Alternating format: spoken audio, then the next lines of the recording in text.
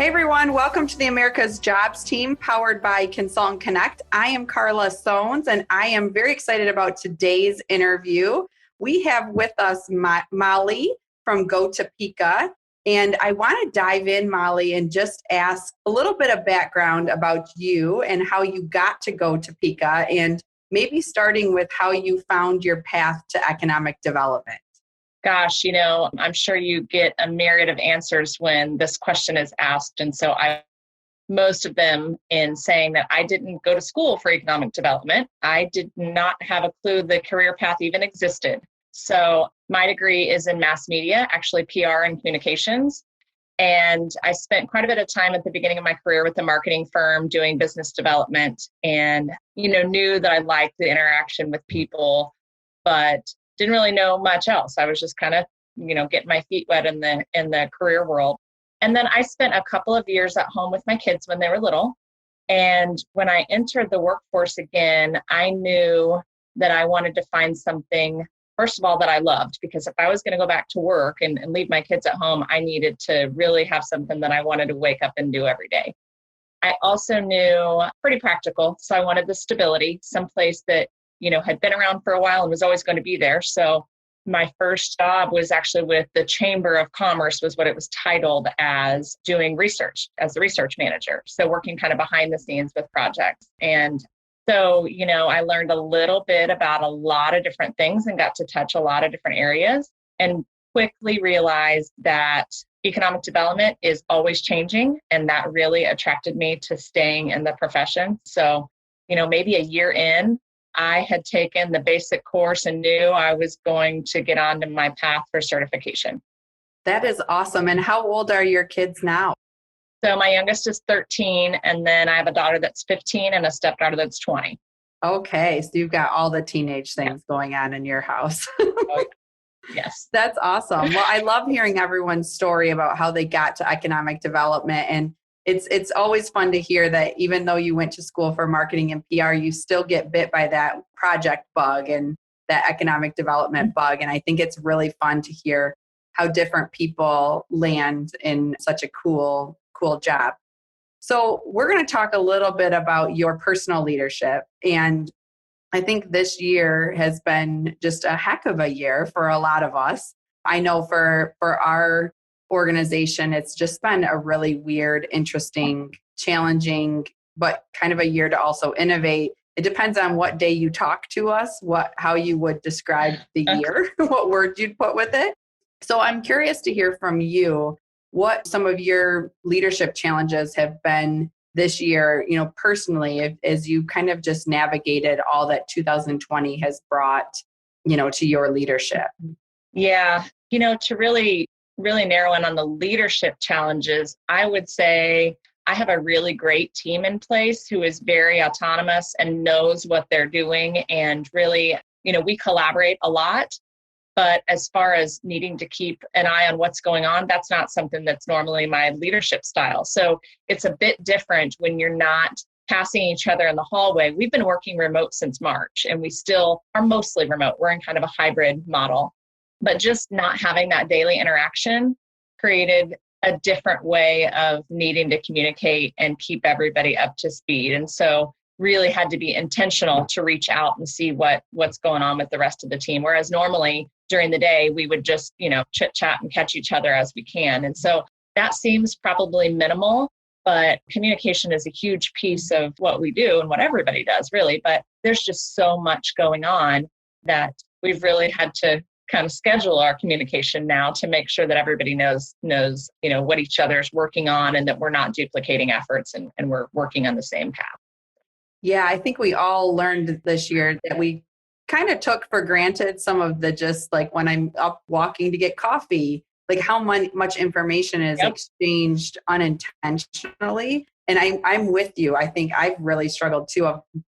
It took me a few months before I was like, okay, I need to set a cadence for meetings for this team so that we can all update each other. Because I might hear something on a Zoom call that the rest of the team didn't, or, those types of things. So it just kind of had to reset the meeting cadence here too.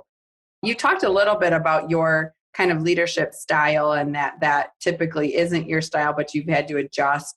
What is another one of your like personal qualities in terms of your leadership, and how do you feel like that really plays into your leadership style?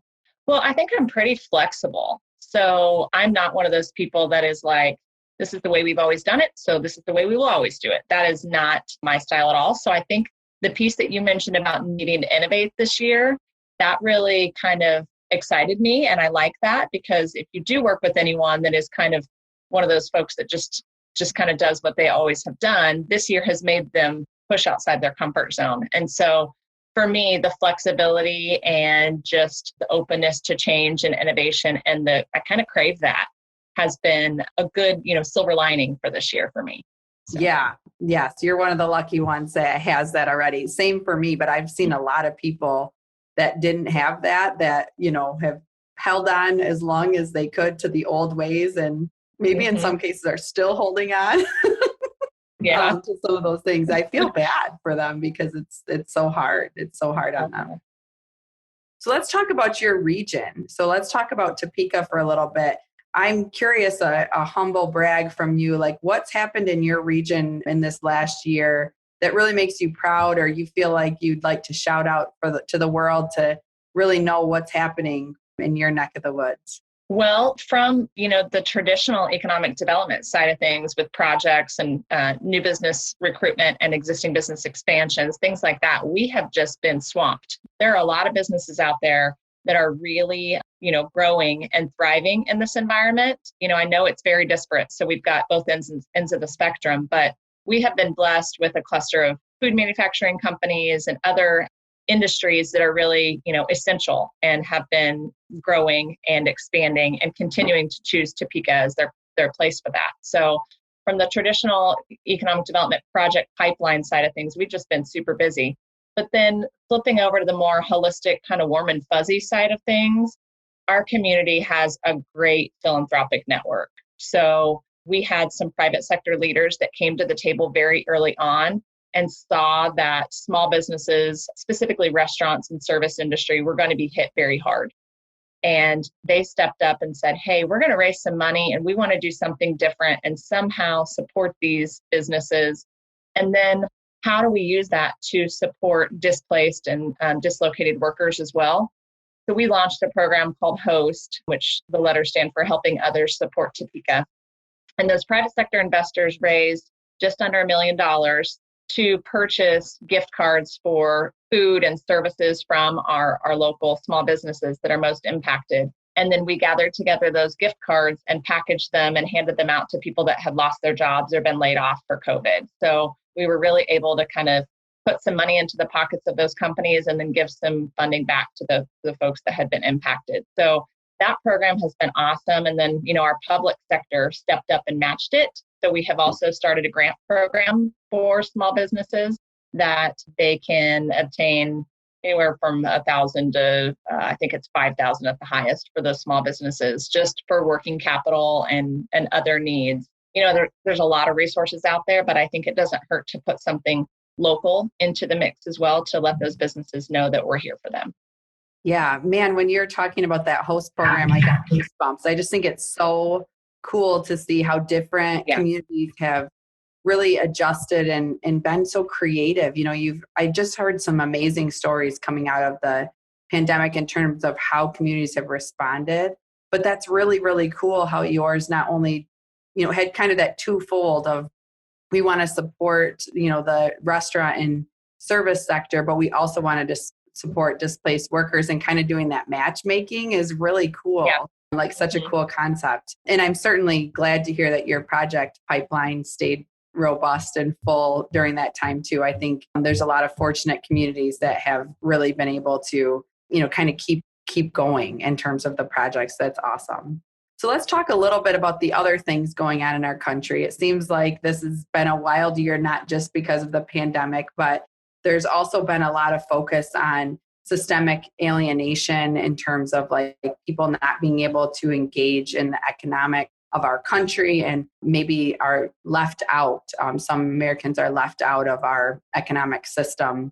What do you feel like when you think about economic development, what do you feel like the role of economic development is on some of that social engagement and some of those other issues that are going on that are really on the top of minds for individuals right now? Sure. I think one of the greatest assets that most economic development organizations have, and ours does, is just such a great convening power. So to be able to bring all different types and sizes of people and organizations from different parts of our community together to talk and really kind of lay things out on the table together and work toward a common goal. And so, it seems small, but sometimes that's the biggest hurdle, is just getting those minds together physically or by screen or whatever that means. So, that's one thing that I think we do a great job at, and a lot of economic development organizations do a great job at. And so that's a good thing. But then also, I think one of the things we have been doing is just looking internally and setting a good example. So we've been working really hard over the past few years to make sure that our boards are representative of our community and that our staff is representative of our community. And I think that's really important to be a model and to show, maybe the underserved areas in our community that they do have a voice and they have a person that looks like them or comes from the same place or industry or region as them, and to provide some representation that way.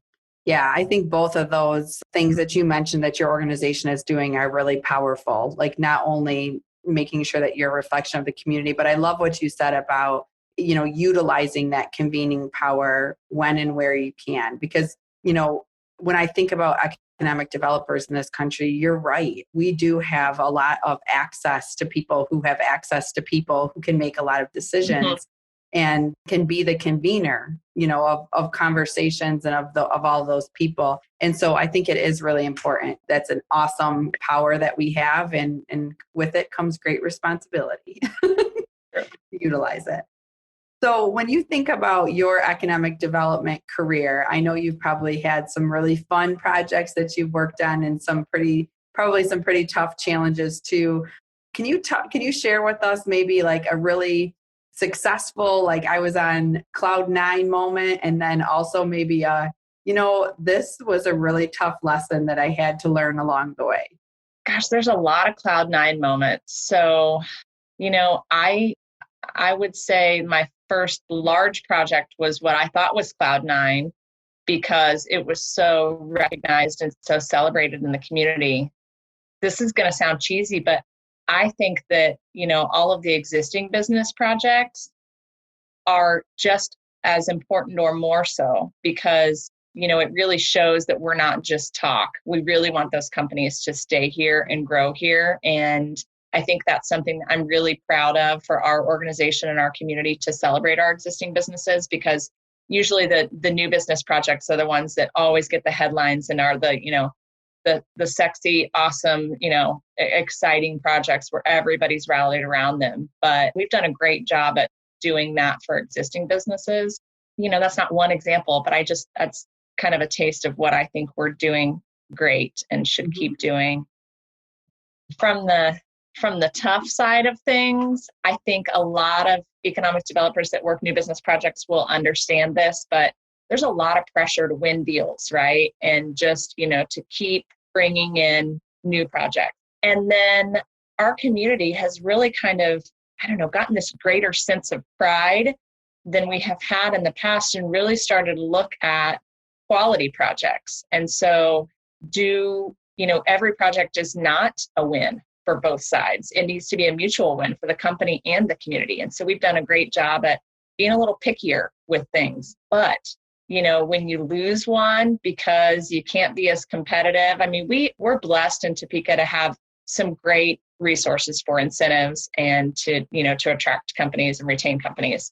But when you're told not to put everything on the table for a certain company, and that means you're going to lose that project, that's tough. Because, not everybody knows the story behind the story, right? So without going into details, there's been a recent loss here lately that was a big one, but I think it's okay. I think sometimes saying no to something allows you to say yes to something greater in the future. So I'm hoping that's where we're at. Yes, for sure. And I know it is hard. because we are all, most economic developers, especially if they're working on like business development and business attraction, are just naturally competitive. And it's hard when you don't win, especially if you knew you could put more on the table. So that definitely is a tough lesson. But like you said, you have to do what's right for both sides. And that may mean a bigger win down the road. So in closing, I know you've given us a lot of your time and I want to be mindful of that. But I also want to talk just briefly at the close of this. We believe that the greatest force for change is a job, and that's made possible through great economic developers. And we're so passionate about the field of economic development. And I know when we asked you how you landed in this career, you kind of talked a little bit about that. But as you think forward for the profession of economic developers, what really excites you? Like, what do you, when you think about the horizon in the next couple of years of economic development, what makes Molly want to get up out of her bed every day and kind of go to work and continue to do the work of economic development? Mm-hmm. Well, I think the mainstay of economic development, just being so dynamic and changing all the time, is what excites me. But for the future of the industry as a whole, I'm really excited about how holistic it is becoming and how it's not just about the deals and the traditional, smokestack chasing, if you will, and what happens between those deals and the community development and really making your place a better place, not only to do business, but to work and to live and to raise a family. And so, there's a fine line there. You don't want too much scope creep. You can't do everything, but to really realize that there's a full picture out there and it's not just the data that comes with an RFI is exciting to me.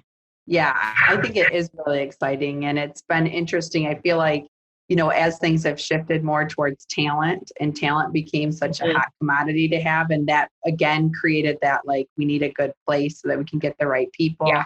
I think it's been really interesting to see how economic developers have shifted and really started to be, as you said, kind of a little bit more holistic in their thought process, because they've had to, in order to truly win projects, you had to also be able to tell that talent story. And it's fascinating. So thank you so much for being on the podcast today. I know you're busy cranking out work there in Topeka, and we appreciate you spending some time with us and our team and being our first guinea pig in our new podcast studio here. We recently moved to a new office, so we're testing it out. So we appreciate you being patient with our technology and just being our first go round in our new studio, and my first real interview since I've been back from maternity leave. So, oh, wow. So wow. You got green all the way around. Yeah. Good. Thank you. Good. Well, yeah, thanks for reaching out. It's always fun to talk about Topeka, and what we've got here is something great and something special. Yeah. Everyone that talks about Topeka talks about how great it is. So we are excited for you, and what you all have built over the last couple of years has been something incredible. So keep doing what you're doing, and we look forward to catching up with you soon.